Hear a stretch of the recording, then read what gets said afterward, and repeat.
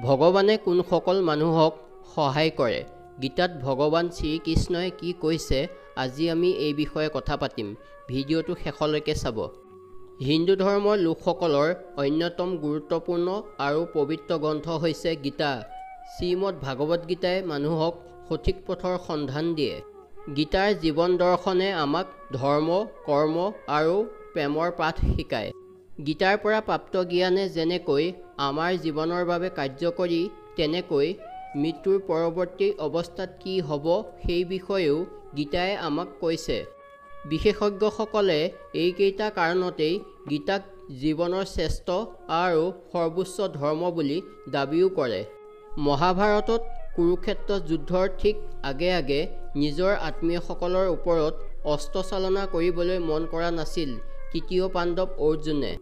সেই সময়ত প্ৰিয় সখা অৰ্জুনক মনৰ সকলো সংশয় দূৰ কৰিবলৈ জীৱন দৰ্শনৰ বিশেষ শিক্ষা দিছিল শ্ৰীকৃষ্ণই। গীতাত কৃষ্ণই এইসমূহ ব্যক্তিৰ কথা কৈছে, যিসকলক নানান বিপদৰ পৰা ৰক্ষা কৰিবলৈ কেনেকৈ ঈশ্বৰ আগুৱাই আহিছিল। কিয় ঈশ্বৰে এইসকল লোকক সহায় কৰিবলৈ আগুৱাই আহে সেই কথাও বুজাইছিল শ্ৰীকৃষ্ণই। গীতাৰ শিক্ষা।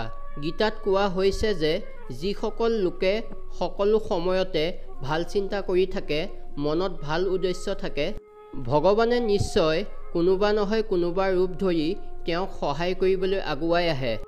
গীতাত শ্ৰীকৃষ্ণই কৈছে, যিসকলে নৈ শব্দৰ গুৰুত্ব বুজে তেওঁ শ্ৰদ্ধা পোৱাৰে যোগ্য। মাতৃ হওক বা স্ত্ৰী বা প্ৰেমিকা হওক বা ঈশ্বৰ, সকলোকে শ্ৰদ্ধা কৰক। গীতাত ভগৱান শ্ৰীকৃষ্ণই কৈছে, কৰ্ম কৰি যাওক, ফলৰ আশা নকৰিব, তোমাৰ কামৰ ফল তুমি পাবাই। ব্যক্তিৰ জীৱনত যেতিয়ালৈকে বেয়া সময় নাহে তেতিয়ালৈকে তেওঁ নিজৰ শক্তিক চিনি নাপায়। কাৰণ দুৰ্ভাগ্যহে এজন মানুহক ভিতৰৰ পৰা শক্তিশালী কৰি তোলে। আপুনি যিমানেই অন্যৰ প্ৰশংসা নকৰক কিয়, অপমান কিন্তু ভাবি চিন্তিহে কৰিব।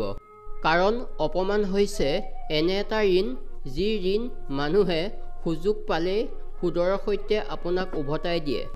ভগৱান শ্ৰীকৃষ্ণই কৈছে যে অহংকাৰে এজন মানুহক সম্পূৰ্ণৰূপে ধ্বংস কৰি দিব পাৰে।